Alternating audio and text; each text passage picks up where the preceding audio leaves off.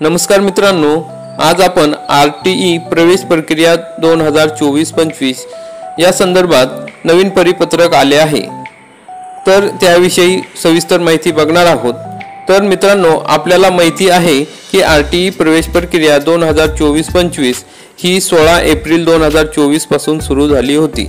त्या ठिकाणी अनेक पालकांनी त्या ठिकाणी अर्ज भरले, पण यामधील बदल हे पालकांच्या दृष्टीने आणि विद्यार्थ्यांच्या दृष्टीने योग्य नव्हते।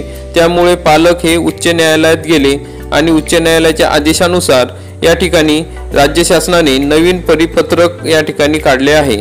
मग त्यानुसार आता पोर्टलमध्ये बदल केले जात आहे।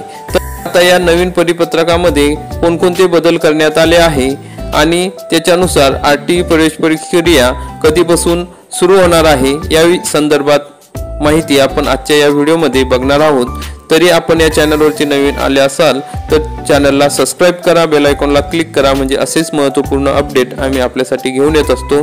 तर मित्रांनो, उच्च न्यायालयाच्या आदेशानुसार 2024-25 या शैक्षणिक वर्षासाठी शिक्षण हक्क कायद्याअंतर्गत प्रवेश प्रक्रिया पूर्वीच्याच नियमानुसार राबवली जाणार आहे। त्यासाठी आरटीई संकेतस्थळावर आवश्यक ते बदल करण्यात येत आहे। त्यामुळे आता पूर्वीच्याच पद्धतीने आरटीई प्रवेश प्रक्रिया राबवली जाणार असल्याचे स्पष्ट झाले आहे। मित्रांनो, वंचित आणि दुर्बल गटातील विद्यार्थ्यांना आरटीई अंतर्गत खाजगी शाळांमधील 25% राखीव जागांवर प्रवेश दिले जातात। मात्र राज्य शासनाने त्यात सुधारणा करून विद्यार्थ्यांच्या घरापासून 1 किलोमीटर परिसरातील शासकीय, खाजगी, अनुदानित स्थानिक स्वराज्य संस्थांच्या शाळांमध्ये आरटीई प्रवेश प्रक्रिया या ठिकाणी करण्याचा निर्णय घेतला। त्यामुळे खाजगी शाळा आरटीई प्रवेशातून वगळल्या गेल्या होत्या। मात्र या निर्णयाला आव्हान देणारी याचिका न्यायालयात सादर करण्यात आली होती। मग न्यायालयाने राज्य शासनाच्या 9 फेब्रुवारी 2024च्या अधिसूचनेला स्थगिती दिली। त्यामुळे शिक्षण विभागाला आता पूर्वीप्रमाणे आरटीई प्रवेश प्रक्रिया राबवावी लागणार आहे। मग या पार्श्वभूमीवर जनहित याचिकेवरील आदेश विचारात घेऊन 6 मार्च 2014 आणि 3 एप्रिल 2024 रोजीचे परिपत्रक रद्द करून स्वयं अर्थसहाय्यित शाळा, पोलीस कल्याणकारी शाळा, विना अनुदानित शाळा आणि महानगरपालिका शाळा यांचा समावेश करून आरटीई प्रवेश प्रक्रिया राबविण्यासाठी नव्याने परिपत्रक प्रसिद्ध करण्यात आले आहे।